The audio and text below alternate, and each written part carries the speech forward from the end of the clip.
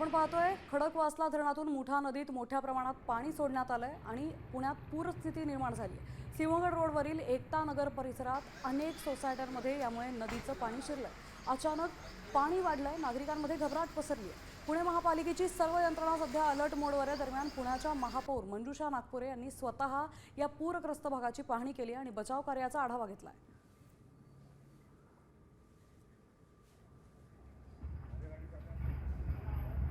पुण्यातल्या एकता नगरीतल्या अशा प्रकारे अडकलेल्या गाड्या बाहेर काढण्याचं सध्या काम सुरू आहे। अनेक नागरिकांनी रात्री अशा प्रकारे गाड्या लावल्यानंतर त्यांना माहिती नव्हतं की असं पाणी आत येतं।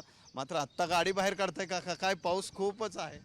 हां, गाडी बाहेर काढतोय ना। पाऊस खूप आहे। पाऊस खूपच आहे, गेल्या आठवड्याभर पाऊस जोरात आहे, त्यामुळे हा प्रॉब्लेम झाला आहे।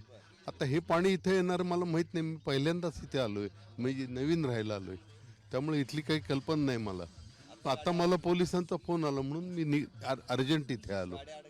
गाडी अडकलीच ती, नाही तर आता थोडक्यात वाचली, अर्ध टायर पाणी आलेलंच आहे ऑलरेडी। आपण पाहतोय की गाडी अडकलेले ही बाहेर काढण्यासाठी महानगरपालिकेने सांगितल्यानंतर आता अशा प्रकारची वाहनं जी आहेत ती एकता नगरीतली बाहेर काढली जात आहेत। एकूणच आपण पाहिलं तर पुण्यात गेले 4 ते 5 दिवसापासून मुसळधार ते अतिमुसळधार पाऊस आहे आणि त्यामुळं या ठिकाणी नागरिकांचे मोठे हाल जे आहेत ते या सोसायटीतील झालेले आपल्याला पाहायला मिळते।